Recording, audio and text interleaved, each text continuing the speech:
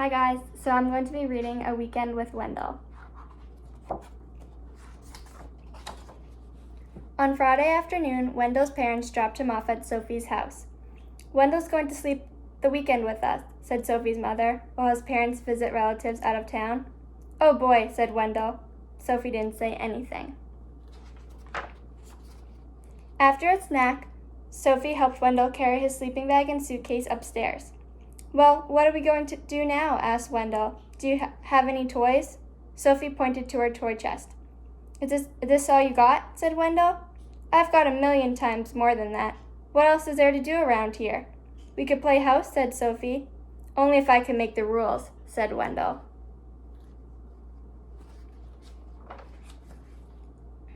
So they played house, and Wendell made the rules. He was the father, the mother, and the 5 children. Sophie was the dog. Then they played hospital.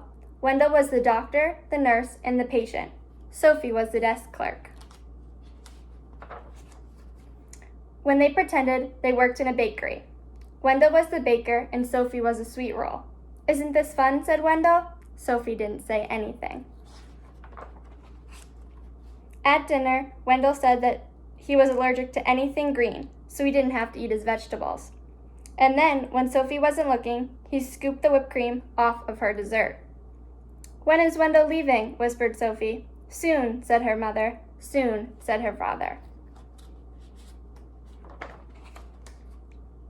After Sophie's parents tucked Sophie in bed, zipped Wendell in a sleeping bag, kissed them both, and turned off the light, Wendell grabbed his flashlight and shone it right in Sophie's eyes. "See you tomorrow," he said, smiling. Sophie shut her eyes. "I can't wait for Wendell to go home," she said to herself. On Saturday morning, when Sophie woke up, there was a lumpy blue monster jumping up and down on her bed. It was Wendell. She felt something pinch her leg at breakfast. It was Wendell. She heard scary noises coming from the bedroom closet. It was Wendell. Wendell used Sophie's crayons and left them on the porch so they melted. At lunch, Wendell finger painted with his peanut butter and jelly. "Isn't this fun?" said Wendell. Sophie didn't say anything. "When is Wendell leaving?" whispered Sophie. "Soon," said her mother. "Soon," said her father. At bedtime, when Sophie put her head on her pillow, she heard something crunch. It was a note from Wendell. It said, "See you tomorrow." Sophie shut her eyes. "I can't wait for Wendell to go home," she said to herself.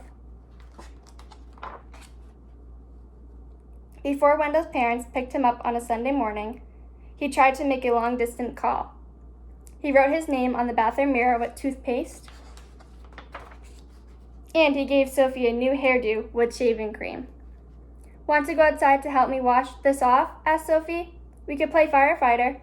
"Oh boy," said Wendell.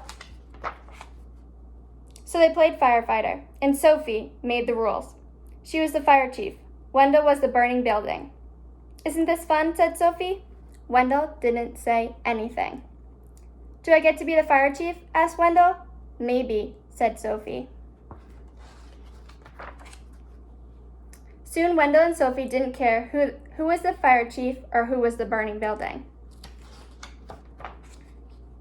"Time to go," said Sophie's mother. "Time to go," said Sophie's father. "Already?" said Wendell. "Already?" said Sophie. "When is Wendell coming back?" asked Sophie. "Never," said her mother.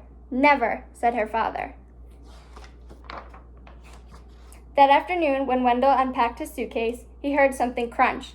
It was a note from Sophie. It said, "I hope to see you soon." That's all.